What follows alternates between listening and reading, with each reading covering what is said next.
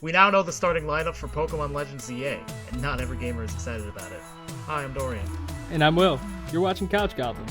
We'll dig into those Pokemon soon. But first, President Trump's tariffs are here, and it's going to have major impacts on the gaming industry. for those of you under a rock, 25% levies on Canada and Mexico took effect Wednesday. It's expected to disrupt supply chains and increase manufacturing costs. And that's bad for video games because, according to experts, a lot of the industry's production infrastructure is based in Mexico. And that's why this analyst is predicting, quote, "It wouldn't surprise me to see physical games that would be subject to tariffs simply not get made, with pubs moving to an all-digital strategy." So now the gaming industry's lobbying group is appealing to the Trump administration in a statement saying, quote, "Tariffs on video game devices and related products would negatively impact hundreds of millions of Americans and would harm the industry's significant contributions to the U.S. economy." That would be an unfortunate turn if we just had no more physical releases. Like back in our day, we had the midnight releases, Spider-Man. I was there for like Spider-Man when it came out on PS5, which was I've been at like every Zelda midnight release since like Twilight Princess. Was it Spider-Man came out when Pokemon Sword and Shield came out? That sounds about right. Yeah. Both November. Yeah, it was both November, and I remember going there, and it was a huge line, and we got to the GameStop, they let everyone in, and the guy behind the counter was just like, "All right, everyone, there's one copy here for Pokemon. Can that guy just skip the line?" And he raised his hand in the back, and he's like, "The copy's for me." And he just like ran up to the front, and then he's like, "All right, everyone else here is for Spider-Man." That's funny. It's something that we just like don't get anymore with like, especially after COVID, it was like completely dead. No more physical copies. I wanted to be the person that got physical copies so bad. I will say the convenience of the digital copy is really nice. I don't have to leave my house to get it. And then at least for my Switch, it's just there. I have the game. I don't have to remember the cartridge, so I can take my Switch anywhere and I'll have the game. For very important games, I do still get the physical release, though. Yeah, I think like those heavy hitters, I'm like, oh, I want to get Elden Ring on physical, or like Baldur's Gate 3, I'll get that physically.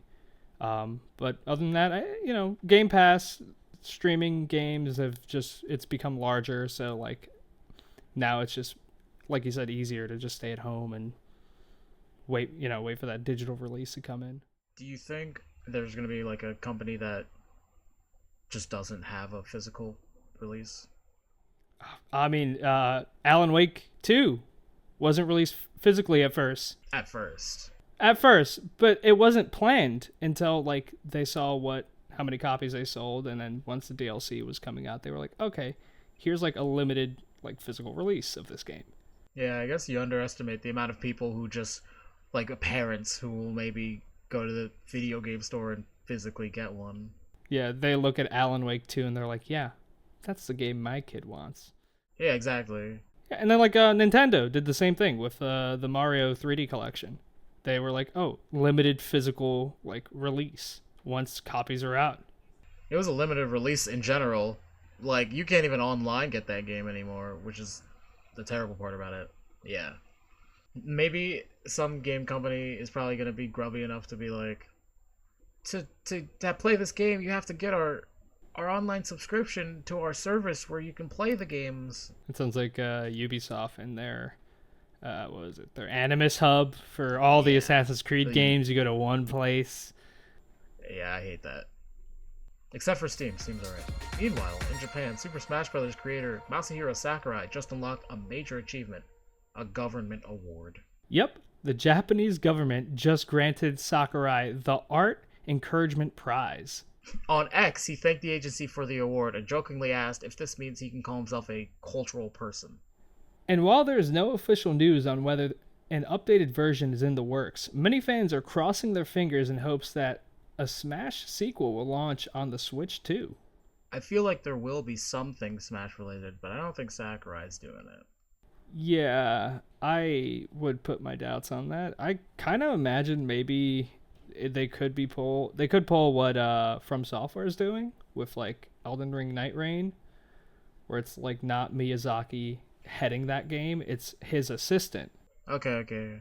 He's like, oh, lead this game, this side project with my blessing. Yeah. And, we'll push that forward while he still does his like main stuff on the forefront. No, I could see that. I'm sure Sakurai's probably going to keep making Kirby games. I think that's what he wants to do. I'm sure if the money's big enough, if he needs it, he'll break. I don't know. When you're like under money, it's like I think that man has like all the money. Like his favorite character is Kirby, and he created Kirby, right? I don't think that man's running out of money anytime soon. No, probably not. Just in royalties alone, I see too much Kirby merch. Yeah. Or maybe if he does it, it's going to be like a different game, like a true sequel to the genre. Maybe it's going to be a 3D arena fighter or something. I don't know. Like, I'm pretty sure there's like some side project he's working on whenever he wants to work on it. Because like after Smash Bros. Ultimate, he was really like, I'm done. Like I did everything. I put everyone I wanted to put in this game. And then he made 3 Kirby games. So boom, boom, boom in a row. I'm pretty sure he's like semi-retired in a way. He's as retired as Miyazaki, the anime guy, is. Where he's like, yeah, I'm done. And then in 2 years, another game will come out. He comes back. He's like, yeah, I got bored. I wanted to make another one. But I'm done after this one. And then 5 years later, another fucking game comes out. I mean, yeah, no, he did confirm in October he's creating a game. So, do you think that could be Smash related or something? It's Kirby new? for the Switch 2. There's no way. I don't want Kirby for the Switch 2. I like Kirby. I love Kirby, but I would like to see a new IP. That's fine. Kirby for the Switch 2 is absolutely what it is. And listen, Forgotten Land was really cool. It pushed the boundaries of Kirby, so maybe there's going to be something different to the Kirby game. It's absolutely a Kirby game. Kirby Odyssey? That's kind of what the other game was. I guess we won't know until the next Nintendo Direct? Yeah, I guess we'll find out in April. We've got a first look at the latest installment in the Pokemon franchise, and gamer Mike Corona is on deck to react. But first, we go live with some Indie Corner. Welcome to Indie Corner. Many factors influence the price of a video game. There's demand, competition, length, tariffs, and now the weather? That's right. The price of a good snowman is hard to build. Now depends on the current weather in London, which right now is just about 11 degrees Celsius. The game itself was developed by puzzle experts and has received rave reviews over the years. As you can see, you play as a cute little monster that builds snowmen. The indie developers pioneered the temperature-based pricing system for the game's launch, and are now permanently bringing it back to celebrate the game's 10th anniversary. And just in case you're wondering, the answer is no, you don't get paid to buy it at -degrees. Welcome back to Gaming News. We have a Couch Goblins alert. It's been revealed that the starting Pokemon for Legend ZA are Chikorita, Tepig, and Totodile. It's an unexpected choice that left fans stunned after the long-awaited gaming trailer dropped.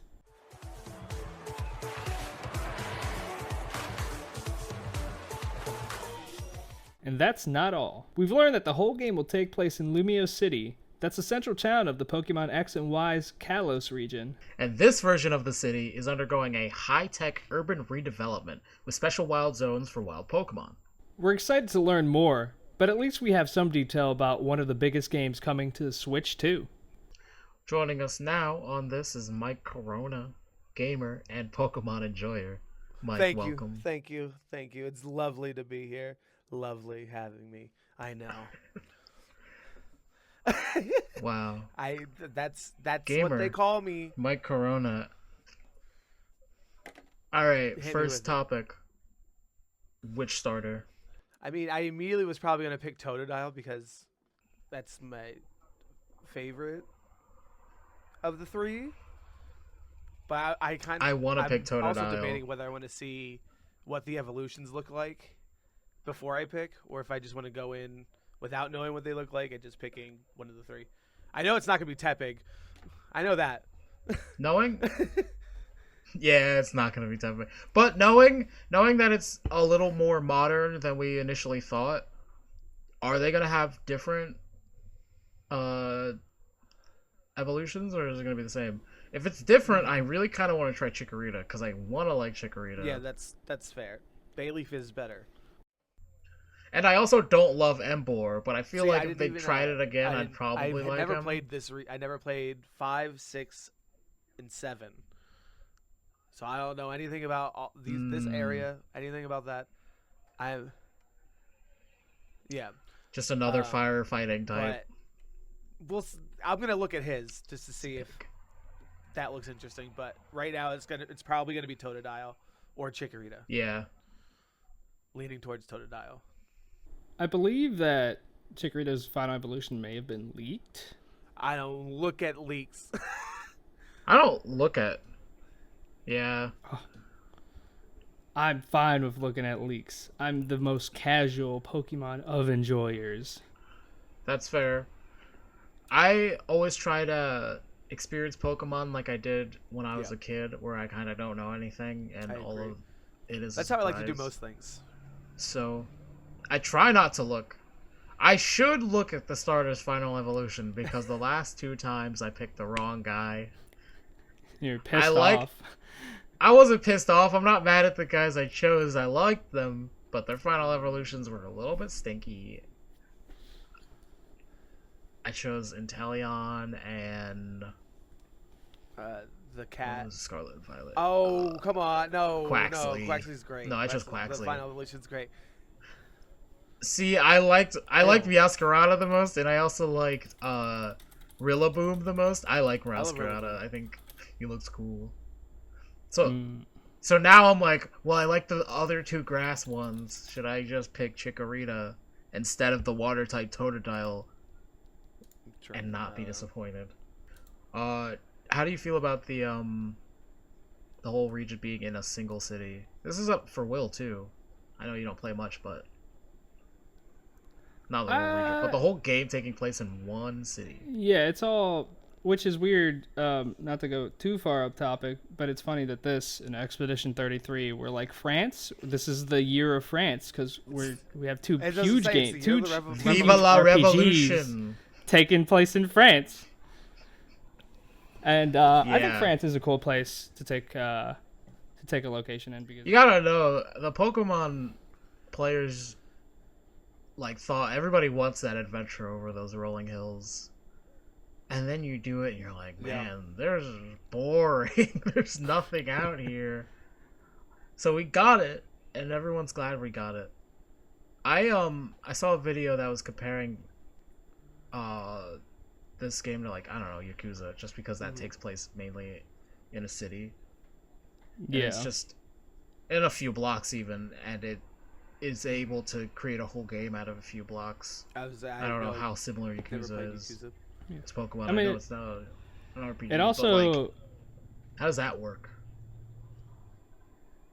Yakuza itself also prides itself on its side missions. It's mini games. You can go. But karaoke, Pokemon go to could the do bar. that now. They could. You can go to a children's bar where you drink non-alcoholic beers and fight monsters, and you can go to the back milk where bar. there's illegal Pokemon fighting. Yeah, and you you're saying all save the this. Pokemon They're from the not illegal gonna Pokemon do fighting. any of it. No, you join in They're and not you double down. They ain't gonna do any of that. And they were also saying how, they're not gonna do any of it. But the one thing I took from it was that they were saying that there was some type of monster collector equivalent in Yakuza, and how you find all the guys is a little goofy, funny, and that's what I was thinking. The city's probably gonna have 150 to 200 Pokemon. Where are they gonna put them all? They have to be hidden around little freaks in the alleyways or something, right? Yeah, I mean, I saw it was vertical too. They got on top of the rooftops, and there were things up there, so they could be hiding anywhere in the every city. building is gonna be filled with something. Yes, right. Every single building. Sure, absolutely. I'm not gonna be disappointed by this Pokemon. Now, how can you game, right? How can you be disappointed when they're gonna give you a cute plushie when you pre-order?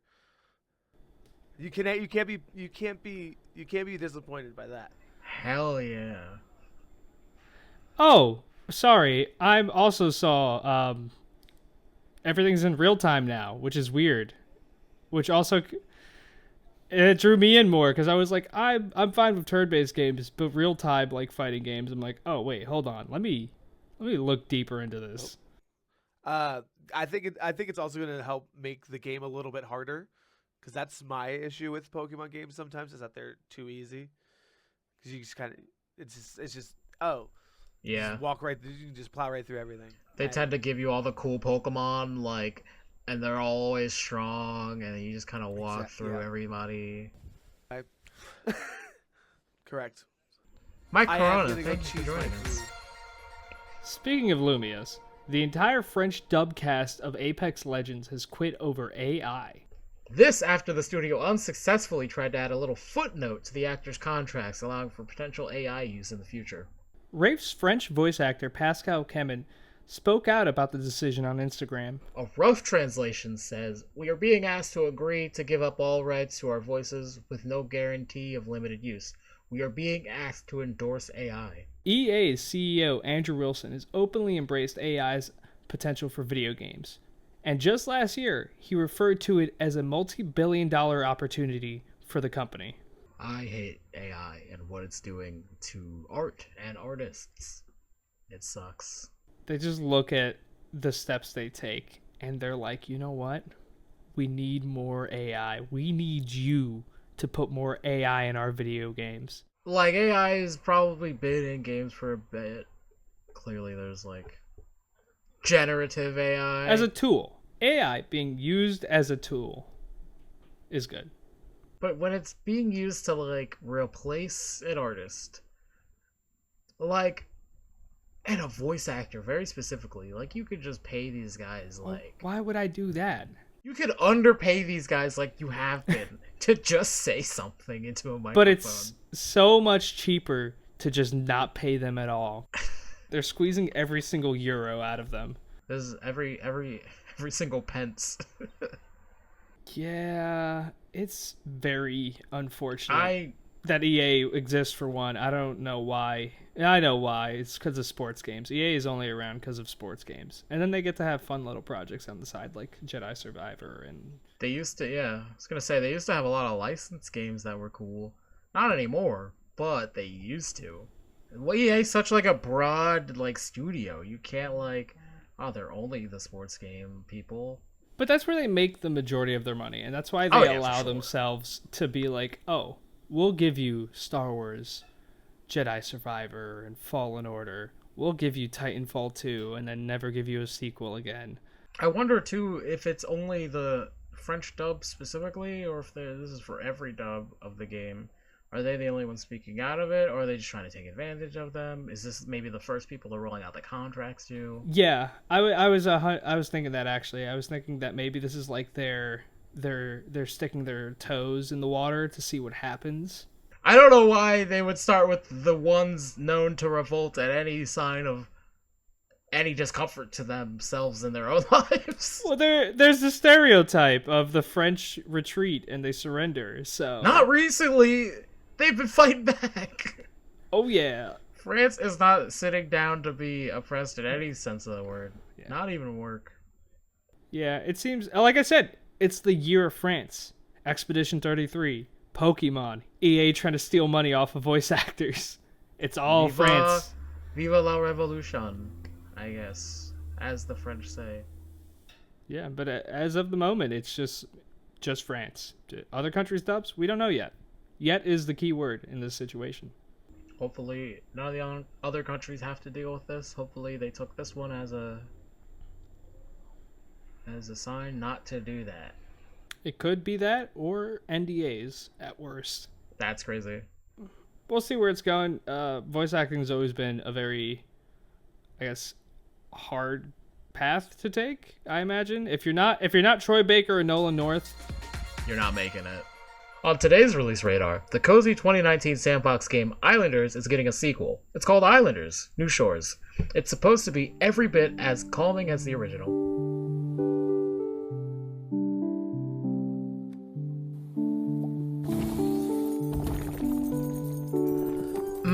Same good plonking sound. Now, from the announcement trailer, players will be able to leverage a new feature called Boons. They're described as, quote, one-time power-ups unlocked on each stage as you collect points, offering a helping hand that will become vital as you take on the game's trickier levels. That's helpful, as the core goal is to still earn points by building beautiful cities on colorful islands. Points give access to additional buildings and more opportunities. Release date summer 2025. Yes, we're still waiting on the publisher CodeSync to set an exact date. Thanks for watching. Like and subscribe for more gaming content. It's like fucking Fortnite dancing on me.